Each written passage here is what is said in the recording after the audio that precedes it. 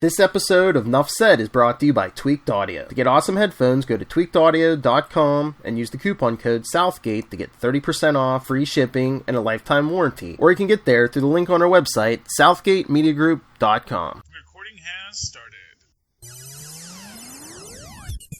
Hello, ahoy hoy, and welcome once again to Superconnectivity. I'm your host, Charlie, the Professor Esser. With me, as always, is the blue-eyed bomber from the Burger Fits. Filmy, and Perich. Welcome, Philip. Thank you, so Charles. Glad to have you. And little Luca in the background. I love his voice on that. Yeah. It's and lunatics. Get so excited on the lunatics. He's like, the capes and the lunatics. Gets excited, yes. Yes. Well, because his daddy's the cape, so he knows him. Well, yeah. Lunatics. He knows that's Auntie Lilith. He's like, yes. Oh, I Give me that Auntie Lilith. should have had him say ampersand. Percent. Yes, I know. I'm silly. Because it's not... Well, actually, it is in the logo behind you. But it's not in our, written... Yeah. Anyway. But speaking of Luca, I just wanted to... For those of you who, listen every so often and you hear, me yammering at Tristan... There's actually a very specific reason why I do that.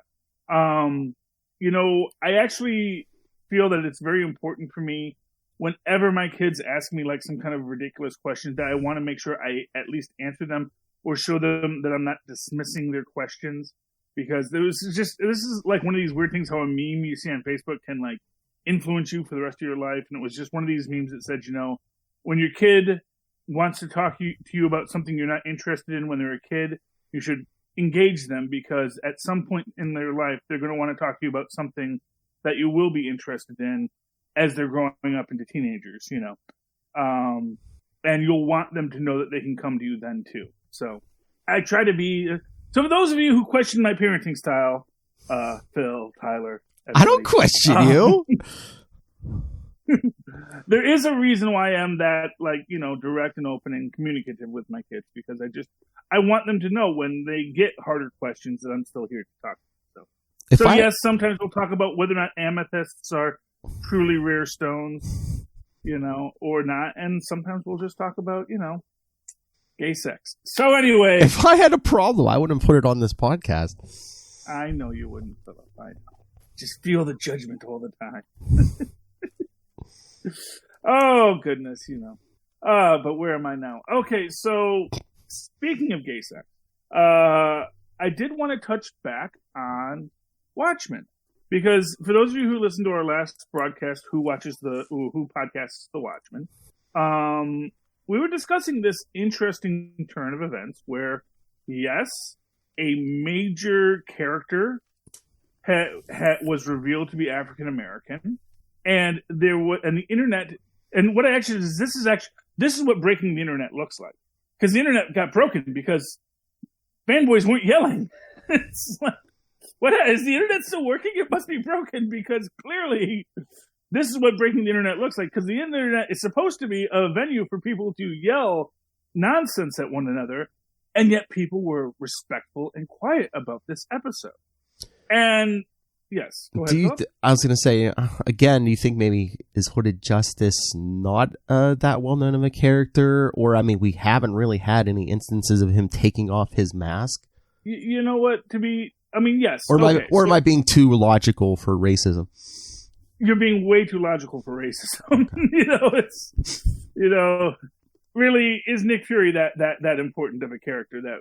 Yet we still get people upset that they made him black in the comic books first. Still? Yeah. Yeah. Still you'll get those people for whom Hellfire, for whom David Hasselhoff is her only Nick Fury. I think she's gone on record once or twice with that concept. Yes. But no, because my pet peeve is that no one complains about Blue Korg either. Mm-hmm. And if you were this, because every racist always says, I'm not a racist, I'm just, I want to be honoring the intention of the artist, And you can say what you will about the intentions of the artist. I honestly don't think Alan Moore or Dave Gibbons thought that Hooded Justice was going to be a black man. Mm-hmm. Honestly, I actually think that the Klan references in Hooded Justice's costume in the original David Gibbons, Alan Moore working of it probably related much more to Alan Moore's view of superheroes as, white power symbols. So yeah. Turning it on its head, reversing it, which again, as we said in Who Podcast The Watchmen, is kind of the American tradition that people can put out stuff, but then because we are such a diverse society, other people are going to put out their own story to counteract them, to give a counter narrative. And that is what I think this Watchmen series very much is. Mm-hmm. But I think that there comes a point where something comes off as being so good that very small vocal group can't gain traction. And oddly enough, I think this actually falls to Blue Korg as well. Blue Korg was such a beloved character by Taika Waititi that you just weren't going to gain traction if you wanted to die on that hill. If you wanted to die on this hill, first off, there are going to be people who said, first off, we love the character. And actually, with that one, it's just the love of the character. Everyone loved Blue Korg. He was hilarious. Now, granted, nothing like the Korg in the comic books. Korg in the comic books is not a wisecracking, hipster. And really, in many ways, I would say that if you wanted to die on a hill, you probably had the most comic book lore to stand on to say that Blue Korg really is offensive. But he was just so well done. Mm-hmm. And I think that when you look at this Watchmen episode, what you get is this reality that, yes, canonically, they never actually said he was a white guy. His costume definitely has these, Klan tropes, but that make more sense, especially because he's a black hooded figure, for the concept that we've put forward.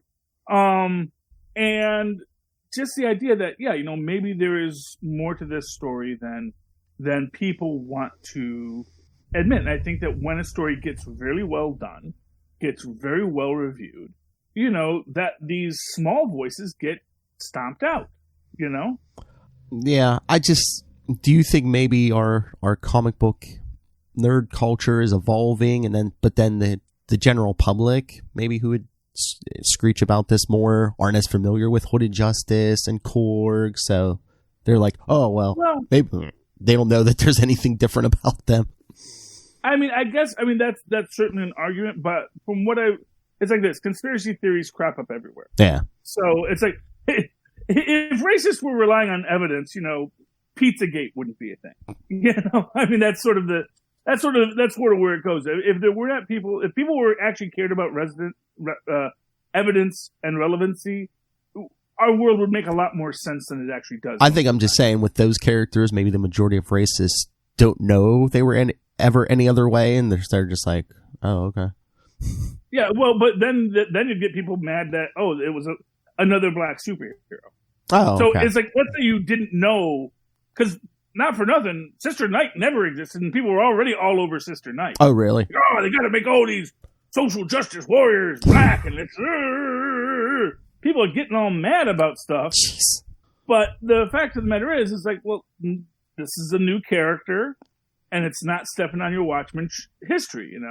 Their biggest argument was that, why are people in the Klan liking Rorschach? It's like, and then you don't really know what to say, because it's like, I don't know, why do they like Pepe the Frog? It's, no matter how you want to, it's like Pepe the Frog wasn't a racist icon until someone started doing it, This wasn't really a racist icon until someone started doing it, This is ours now. We're racist and we're claiming it. It's like, why? Why do you have to claim things that aren't yours? So, yeah. So, no, I think that you have to look at how, when something is truly a quality product, it really silences people in a way that I don't think is something that we're used to on the internet, and maybe I think, for what it's worth, even though there are studies to say, no, the more reason and quality of argument you bring to a subject, the less people believe you.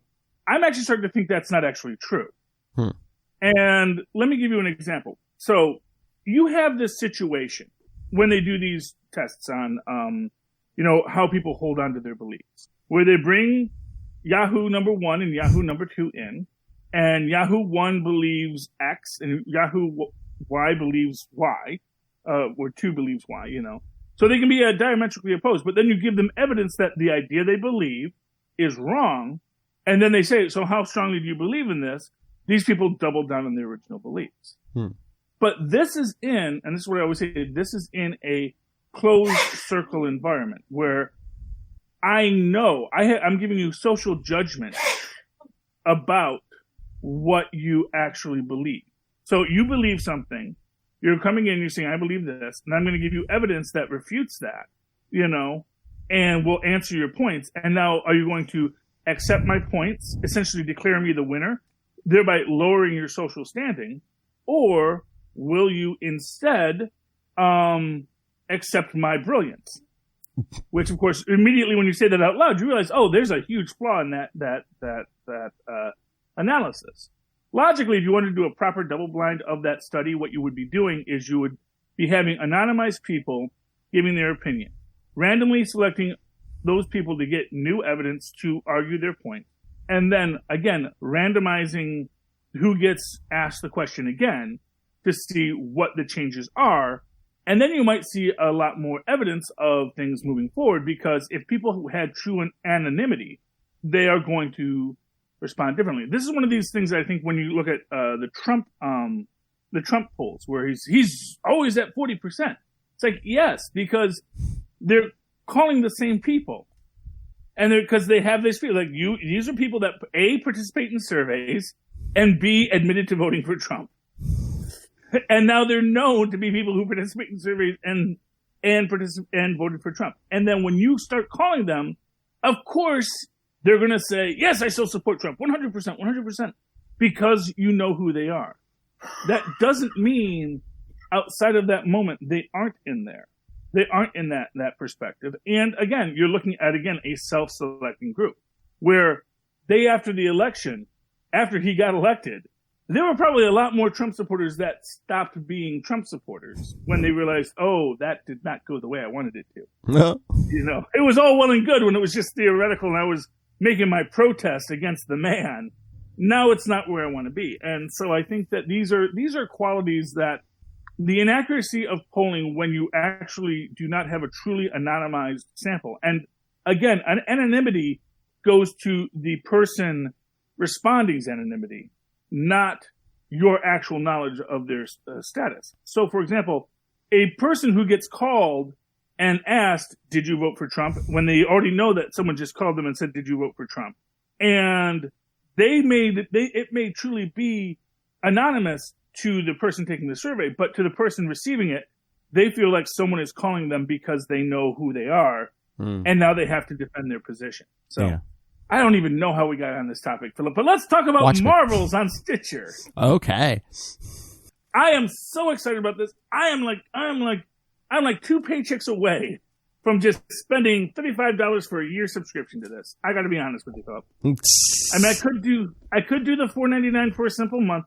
I hate doing that because these people work so hard on all of this, and I don't want to shortchange them. Don't they have a trial period or something? Yeah, it's a week, which would get me one episode, which is great. But, it's like just listening to it. Because I did like Wolverine the Long Life. You know what the problem is, Philip? I'm also in that spot where it's like, are you just going to do like we did with Wolverine, where a month later I'm going to get this for free with commercials? Oh, yeah. That's what I'm wondering. Commercials. And I'd rather that they just put good content. It's like Hulu or Tubi. It's like, give me good content with commercials. I will be happy. If you're Maz Manzoor or Little Hellfire, you can pay extra to not have commercials. Just give me the content with commercials. I don't mind it.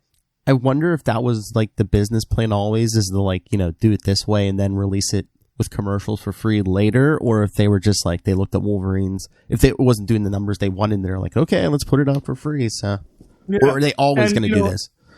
You know what the problem is I think that they, and that's sort of where they're at. So I think Marvels actually could possibly, because it's an adaptation of an existing property, dealing with a lot of great characters that people love. Mm-hmm.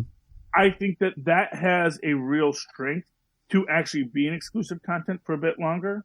I think Wolverine, because it was, pretty much just Wolverine, who was very popular in the 90s. Let's be honest, he was very popular in the 90s. He's still relatively popular. He's a well-known character. I don't know if he has the dedicated fan base that's going to make you want to pay for it, especially since it's a non-X-Men story. Yeah. And really, it's non-X-Men, non-The Hand. I mean, that first one, I mean, I guess we got a Wendigo in it, maybe? Kind of, sort, yeah. We got sort of a Wendigo in it. You know, we got the S.H.I.E.L.D. agents, although I think that were actually Weapon X agents, or now they're Sentinels. But it's all, you know, it was all very, very left-handed how they did it, and very much to sort of not turn into the curve of the comic bookiness of it. And for all you lefties out there, I'm sorry I will often use left hand as a pejorative. It's my one racism left, so.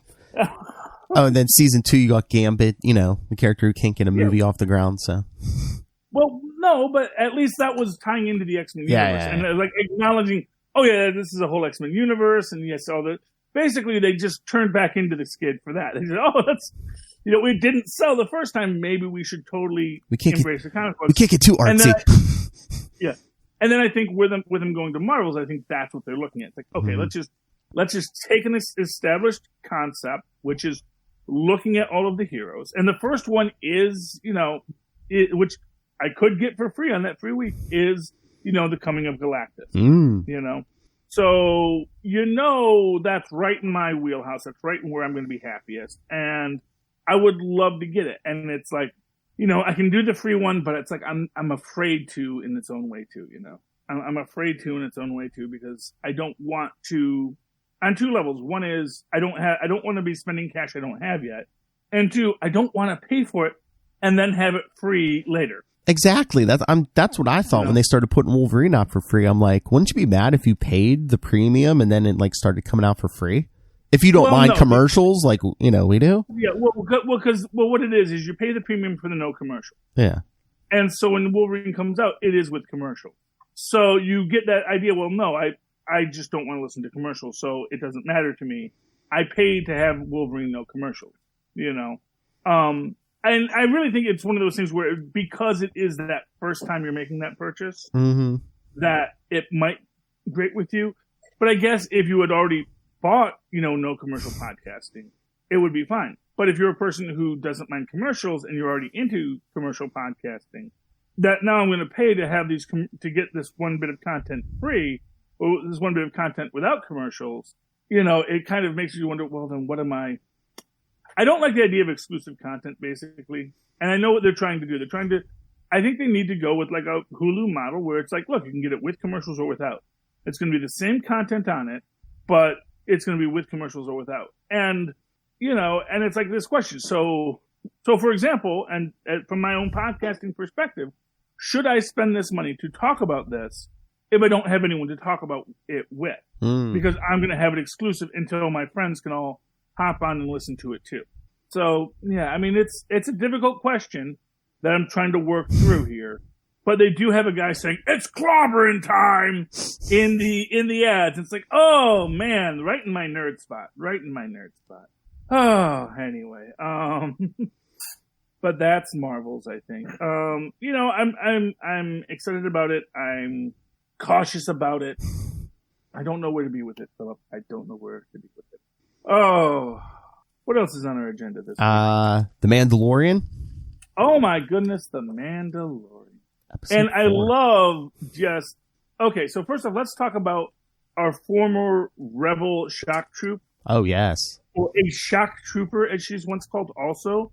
Making me wonder, was she supposed to be rebellion? Was she supposed to be part of the Empire? Because I really got the feeling that, you know, she might have been part of the rebellion, but she also maybe... okay, couple things. So we know that she did clean up on Endor, right? Mm-hmm. And she makes a point about, you know, dealing with the imps, which makes me wonder, was she freaking there to, like, clear out the Ewoks? Dealing with the imps makes me think that, unless it's imps as a abbreviation for Imperial Troopers. Oh, maybe. That could have been what she was referring to. And then it becomes, you know, then she's just doing security for the, you know, for delegates, and that's not what she signed up for. Because I guess she's a sociopath. She signed up to murder people. So, fair enough. And of course, there's probably a lot of people who, after the fall of the Empire, suddenly, who were maybe mid-level bureaucrats in the Empire are now like, no, I've always been supportive of the rebellion. Give me a job, please. I'm a diplomat. And that's sort of where that is. So, again, we have a situation where we have this really great character who doesn't get to go into the next episode. I know. I was like, what? She's not going to be in any other episodes? But, I mean, we're already halfway through. So, I mean, there's only 4 more episodes this season. Yeah. But, of course, I guess what they're doing is they're making it organic. Although, at the same... And I get the... You know what it is? I get the feeling the Mandalorian is a bit lonely. And he knows if he has this woman with him, just like that widow woman at the very end, just touching his mask, he's like, lady, don't. Because I might let you. And that's the thing. It's like he might let them. Oh, yeah. And it's like, that is not our way. And I think, not the way. And I think maybe it's like, a lot of these Mandalorians may be born into the faith. He wasn't. Because once again, he tells her the story about how, his parents were killed when he was pretty young. And then the Mandalorians took him in. So. Yeah. So it's an open question. I'm fascinated by the idea. I'm interested in where it's going, but it's a little sad that him and Baby... And, of course, for what it's worth, again, he should have known that someone was going to come for Baby Yoda here. Oh, yeah. If someone finds out, yeah, they're going to come. I guess he thought they were well enough hidden, but... No, because they all have trackers. Exactly. Like, how did he find them? With a tracker. Because apparently they have these devices that can track a person across star systems. Which is kind of impressive when you think about it. It just goes beep. And then it's just like a beep, beep, beep, beep, beep, beep, beep, beep, beep, beep, beep. It's really that simple of a tracker, but it's like crossing over light years. I was gonna say, if you're on another planet, does it beep once every like 10 minutes or something? Just like beep. Okay, he's a couple light years that direction. I don't know, maybe it's like communicating with your navigation droid. Who knows? But yeah, it just another great character that, again, only comes around once. And it's like, oh, come on. But I guess they didn't pay extra for the people that aren't wearing masks. I just, I get it with the widow woman, but wouldn't you want at least one friend with you to, like, help if you are protecting Baby Yoda? Wouldn't you want at least one person with you to help protect the kid at least while you're sleeping or something?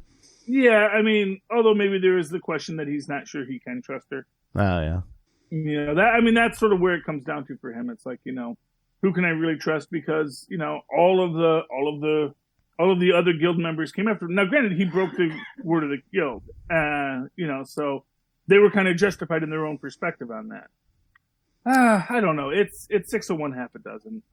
But yeah, I thought that one of these people should come along with him before the end. But then again, he doesn't want the trouble of shipping.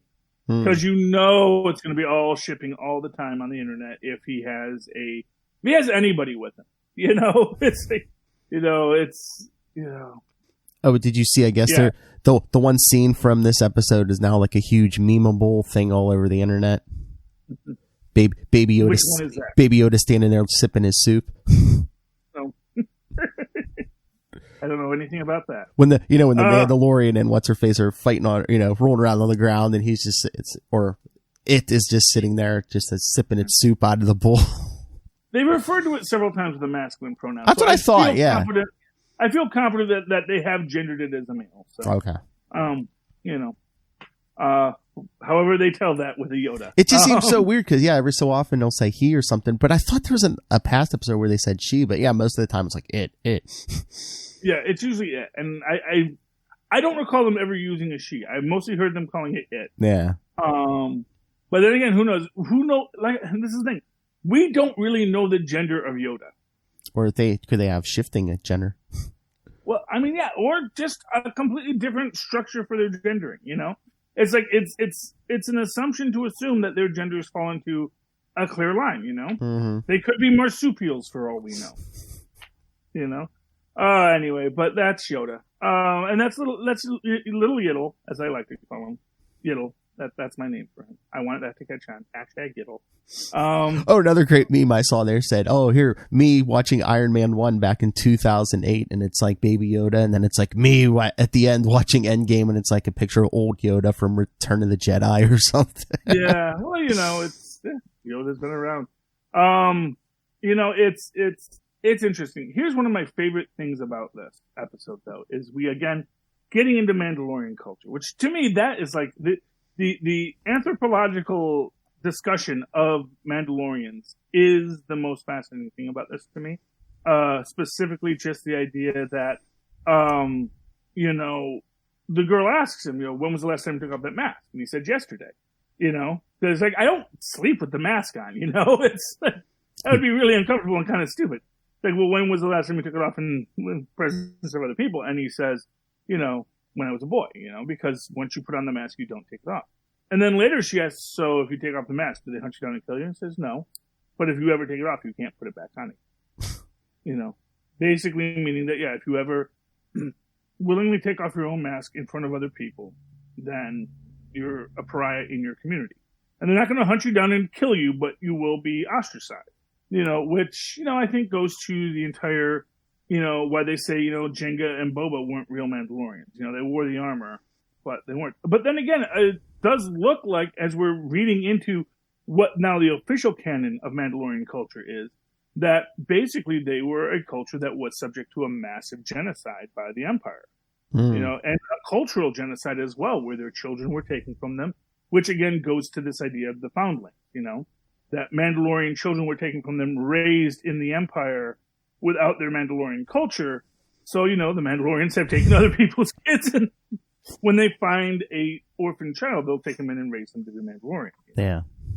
So it is very fascinating, whether or not they were at war with the Jedi or at war with the Empire. I think it becomes kind of, at this point, kind of even a moot question. There were warlike people who, unfortunately, maybe chose the wrong side in all of this. So, but yeah. And then, of course, when we get our little Ewokian battle scene. And I also love the fact that it's like, again, this idea of like surplus Empire stuff. Because these are in no way like former stormtroopers that had I forget what they call that one, the two-legged walkers. Oh, what they said AT-ST. I always thought it was AT-AT, but yeah. Well, the AT-ATs are the snow walkers. Oh, okay, yeah. I think that's the four-legged ones, right? Yeah. Okay. Yeah, that's real heavy armor. These are more for, again, light maneuvering. Although, again, with real difficulty. Yes, it cannot go downstairs. It's like the Ed 209. It cannot go downstairs.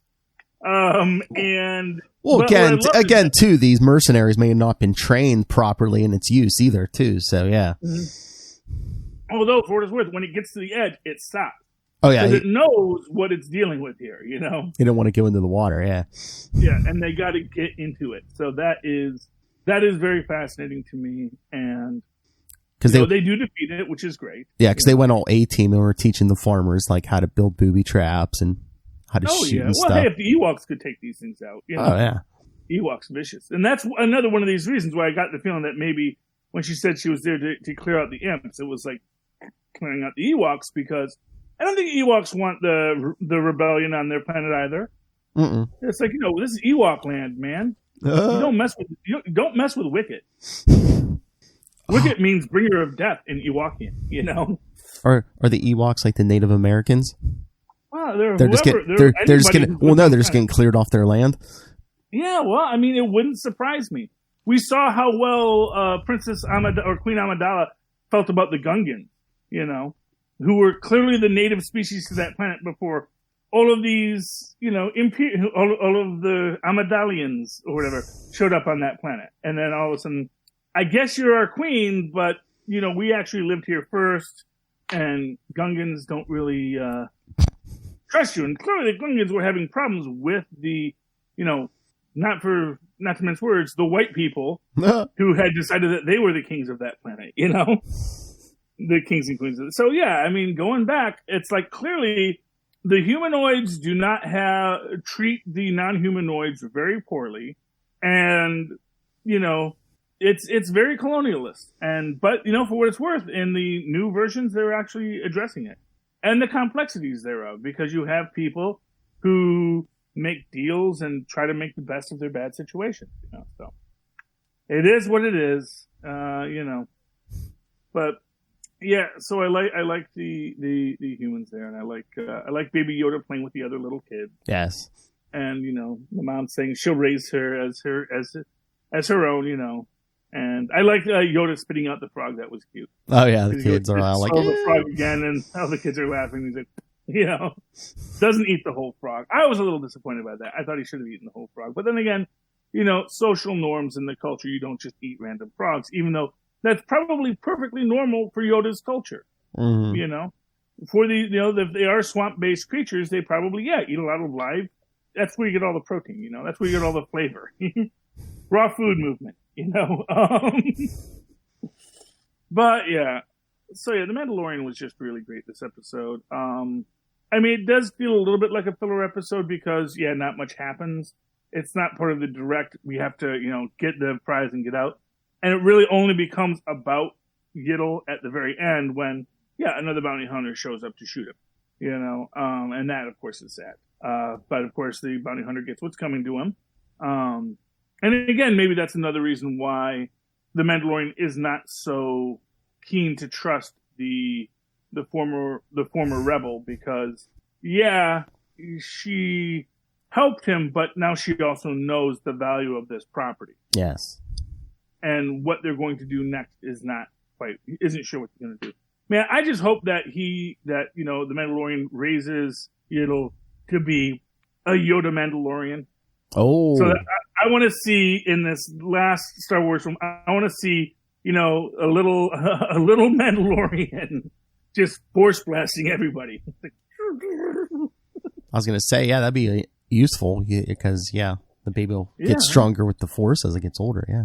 Exactly. Well, it's already pretty dang strong with the Force, because the Force is just natural to the Yoda-ish people, Mm-hmm. So they just develop the Force, and it's just, like walking or talking or anything else. Oh, anyway. You want to talk about whatever comic books we didn't get to last night? Sure. Yeah, because I do have a couple here. Do you have any comics you didn't get to last night? I don't know. Well, here, go ahead. So, okay, let's just start off with Justice League Dark. I was going to try and bring that up when you guys brought up Constantine, but then we switched subjects. So for those who don't remember, so this one is actually, we start off with a really nice legend of Circe, how she murdered her husband because he was a jerk.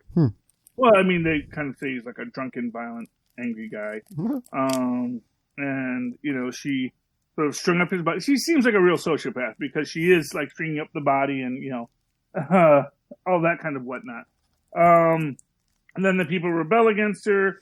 She sort of sails away to a little secret island where she meets Hecate, the triple goddess of who, whatever, gives Circe the power to essentially transform people into animals. And then, of course, as you will recall in the last episode, Wonder Woman, Circe took over Wonder Woman's body. And they're like trying to figure out what to do next. And of course, who's the only one who figures out that Circe is in Wonder Woman's body? Constantine? Constantine. Yeah, no. Detective Chimp. Of course. Yeah.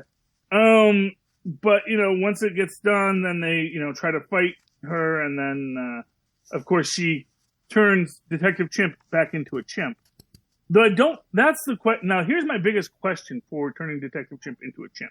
I don't know if you actually become an animal when she transforms you into an animal, or if you retain who you were, but now you're just an animal and can no longer speak. So I wonder what exactly she did to Detective Chimp there. She makes the joke, it's like, oh, you were better as a chimp anyway, which is like, yeah, I know. I've been saying that for the last 4 issues, lady. Don't know why you're making a point of it. This is kind of BA. She takes away Zatanna's mouth. But then, of course, Zatanna, literally cuts her mouth back. It just cuts her face where her mouth is, so that she can use her magic again. And then we get all the bad guys showing up. And a couple of interesting points in this scene. Aside from, our new Guardian of the Green, Solomon Grundy's still there. Grundy. We actually have the Pharaonic Man making a point about his was able to decay Swamp Thing to mush. But then again, if you look, he's also now missing a leg. So he seems to be in a state of decay himself, which I find interesting. He's also dropping petals like left and right. And you got Constantine versus Papa Midnight. But, that's not going to end poorly. Oh, quick thing here. Apparently, the next issue, the December issue, still has original content from Mad Magazine. So maybe they're backtracking this whole, that they're going to be doing a mix of new content and old, which is... I was going to say, they're going to do... They always did. Are they going to do, specials just every so often, or... I don't know, man. Maybe it's not a monthly thing. Stuff December 18th, so probably going to pick that up again, Christmas special. It's like new Coke. Once they get rid of it, now you want the classics back, and now maybe I'm back to buying Mad Magazine. But yeah, so it ends on a cliffhanger here because we see, Diana's consciousness still stuck on the moon with this lady. I forget what her name is. And then you realize that, the Hanging Man shows up in the end and says, "Oh, things could always be worse." So, yep. Justice League Dark is still rolling on there. I really enjoy it still. It's a very good book. It's got a neat adventure happening. I like that. Did you have a book you want to talk, or do I got? Yeah, I'll tell. Fantastic Four Grand Design #2. Oh yeah, I thought this was going to be a straight retelling, but I don't know if this is it's supposed to be an alternate timeline now because they do the they do the Coming of Galactus, which seems pretty normal, and they're going along. They meet the Black Panther. They got the Inhuman stuff. Doom stealing the Surfer's power. I mean, everything seems normal, but then it's Galactus returns and he's like, "Oh, you need to find the Silver Surfer for me," and they can't find the Silver Surfer. So do you ever remember Reed becoming the Herald of Galactus?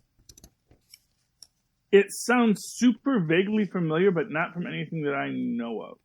Yeah, Reed becomes the Herald of Galactus and takes him to Counter Earth, where Adam Warlock's standing up to them, and then there's a big high evolutionary Galactus fight. Oh, well, that's had to be something from the 70s then. Yeah. Oh yeah. 80s maybe. But no, I think there's some retconning here because Galactus comes to Earth, and then all the Marvel Universe comes out to stop him, including Black Panther, who has his own force and mechanized lions. Oh, cool. Which form into a giant, but in the pink one is Shuri. So I was like, okay, I know that wasn't there originally. Yeah. So, I guess what they're first off, let me just say this: in the X-Men Grand Design, did they do merging of characters that always existed but you just didn't know about, and then bring them back to the fore? I'm trying to remember. They kind of played with time travel at the end of the last one, so. Did a loop back around, but yeah, because I guess if we were to do modern continuity into if you had a Shuri in the 60s, then yes, she would be. Making her the pink. The pink Voltron is a little on the nose. Just gonna say it, but Oh, but no, they definitely change in history here because after Reed betrays Galactus, he blasts him away, and they're oh, they think he's either dead or he's missing or something. Because then when the Beyonders thing shows up in Central Park to take everyone to the first Secret Wars, Ben walks in alone thinking Reed's dead, but then he finds Reed on Battle World. I don't think Johnny even goes with him. I'm like, what? Okay. So I think what we can say is Franklin did not put the universe back where he found it. I guess. Or like I said. I think that's sort of what we're getting into now. It's basically this was, how they say, oh, it was a soft reboot of the universe? I think in many ways it kind of is. That basically Franklin's no, the universe is literally a week old. Literally, Franklin Richards recreated the universe for the giggles of it, Yeah. It's not a new universe starting on. It was, let's put it all back where Franklin Richards wanted it to be, or where Franklin and Owen wanted it to be. And if Owen is also the Beyonder, then it's you do this nice cyclical thing of the Beyonder actually was God the whole time. Oh my gosh! The Beyonder is the one above all. And he was always the one above all. Oh my god! But they changed some stuff. Like Daredevil was defending Reed during the trial of Galactus, and that is true. Oh, did he? I believe so. Yeah. Okay. He was a lawyer. He's a lawyer, so yeah. I believe he was there though. Yeah, he might have been there. I didn't think he was. Yeah, I didn't think he was there for long. But yeah, no, the issue ends weird because it's like they go into that Days of Future Past storyline where, you know, Franklin's an adult, and then like at the end he time travels back and he's hanging out with Reed, Johnny, and Ben when, you know, Ben was Blackbeard and stuff. Oh yeah, so I love Blackbeard. Yes. There was interesting stuff there. That sounds interesting. I mean, now I'm actually kind of more interested in it because now it's a new story. Yeah, it's not like a straight retelling, Hannah. I just wish the print wasn't so small. I know. They try to jam a lot in the one page. No digital copy. It's like, give me a digital copy so that I can enlarge it on my phone, take off my glasses, and say, ooh, you know? Yeah, they did the same thing with the page. That's what I want, you know? Yeah, I don't know what's up. Even with the X-Men ones, they didn't do a digital code either, so. Yeah. Well, keeping in the theme of Fantastic Four, I have Invisible Woman number 5, which is the final arc in the story. I mean, it's lost a little bit of the thread, I think. I think they stopped the villain from getting the device that could monitor all communications all the time. You know, yada, yada. But, you know, Maria Hill, like, believes Sue is not a villain, and so they team up. But somehow they don't notice that the spy actually stowed away with them anyway. She goes to, because we see that. Because he, like, disappears. Oh, but then we see, nope, he snuck aboard her ship. And I'm like, oh, gee, the Invisible Woman and the super spy Maria Hill didn't notice this dude get on the ship. But okay. He just snuck away in the dark. It's a little bit of a plot contrivance. And then you have her sort of create a little force field so they could, because there's, like, the people on this one jet that as soon as it enters into some country's airspace, it's going to blow up. So Sue has to get on that. She turns the entire plane invisible so they can find where this device might be hidden. One of the guys who's being helpful actually knocks out the pilot because he was trying to be helpful because the pilot was holding a gun on Sue. There's our invisible jet. That's cool.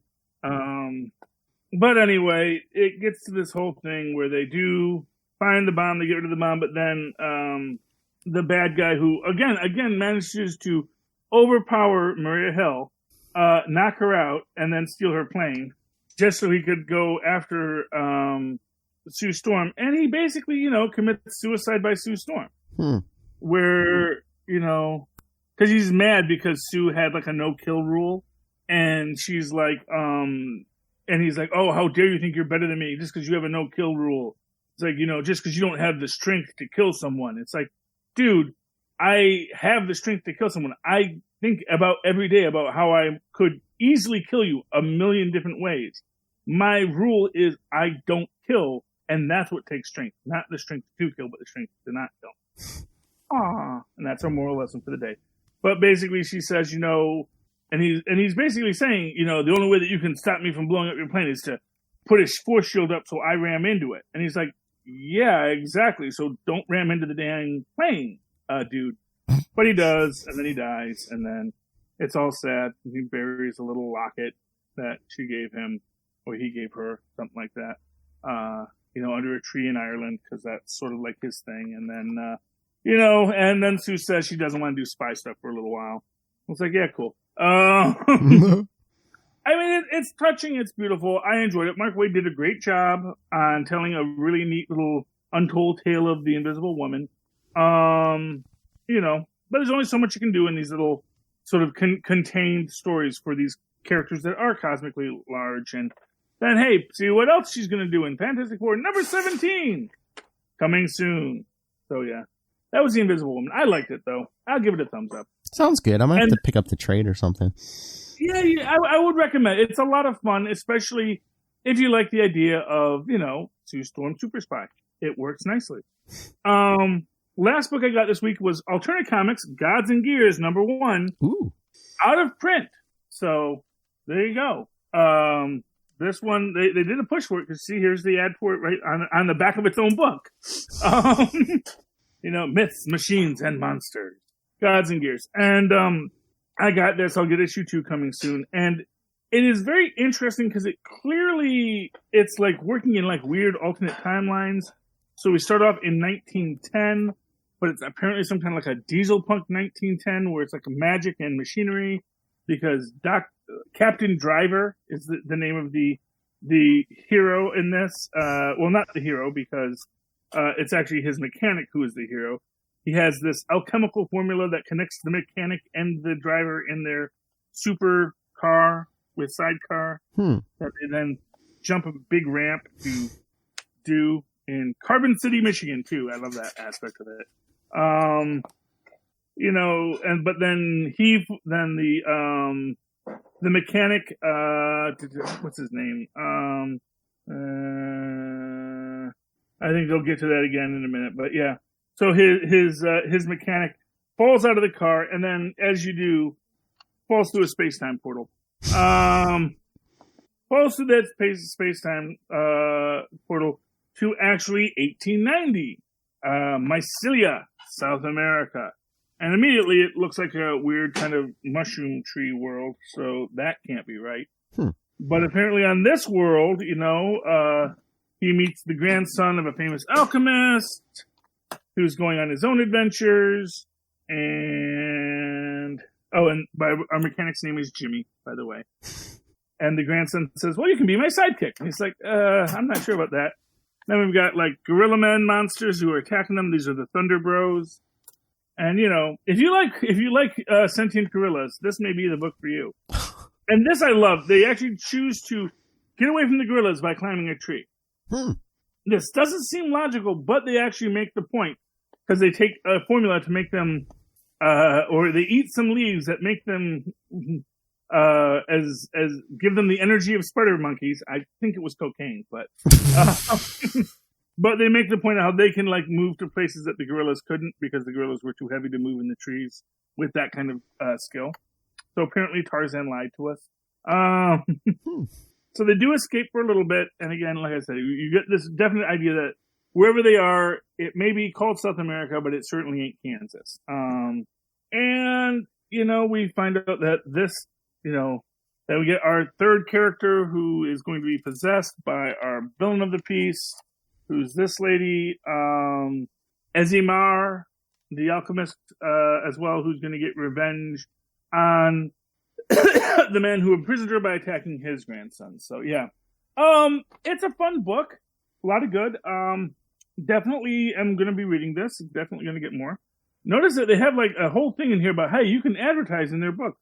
Oh yeah, making me wonder how much they charge and how much they would charge to put an ad for, say, Superconnectivity in alternate comics. I forget. I've seen a price list before. I'll have to look that up. Yeah, I'd like to look into that. See, you know what? If we would have put like a little, hey, you love comics? You love all the craziness? Listen to Superconnectivity. Might get us a few more listeners. That's all I'm saying, Philip. How about Capes and Lunatics? That'll get you some Superconnectivity plus other... Okay, we can do Capes and Lunatics too, Philip. Jeez. Anyway. But those were my books this week. All in all, I thought it was a good haul. From Conan 2099 to Gears and Gods. It was a lot of good books out there. So, yeah. That's all I got to say about this week. Phil, you got anything for this week's roundup? No. I think that's it. Between last night and today, I would think we talked all the comics. Yep, and Mandalorian and Marvels and more of the Watchmen too. Electric Boogaloo. Definitely looking forward to next week, to this Sunday's Watchmen. Might even, if I can stay awake, I might even live tweet it. Wow. That's the dream, to stay awake long enough to live tweet something. Okay, so in the meantime, Philip, how can people find you? If you want to get a hold of me personally, you can always email me, nightwingpdp@gmail.com. On Twitter, I am at nightwingpdp. And just remember to check out the Capes and Lunatics. Always email us, capesandlunatics@gmail.com. The voicemail is 614-382-2737. That's 614-38-CAPES. And remember to check out all of our social media. at Linktree. That's linktr.ee/capes and lunatics. And remember to support the sponsors like Hunter Killer, Tweaked Audio, Bipod Life the book, and remember, use the Southgate Media Group link when you shop at Amazon, and it'll put more money in the hands of Master Doom. All hail Master Doom. All hail Master Doom. Alrighty then, and of course, if you'd like to write to me in that old-fashioned email way, the way our Maz and Paz once did, do so at superconnectivityblog@gmail.com. That's superconnectivityblog, all one word, @gmail.com. And of course, follow me on the Twitters as I live tweet something soon, I promise. At Charlie Esser, that's CharlieEsser. Look for the 2 E's. Where? In the middle. For quality. Bing! There you go. Thank you, ladies and gentlemen, for connecting with us once again this week. Please super connect with us again next. Good night. Good night.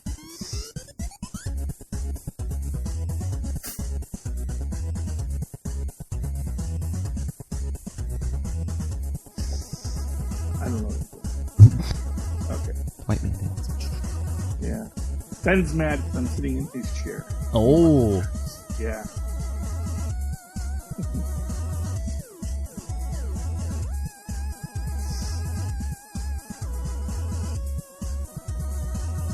Abdicate the throne, old man.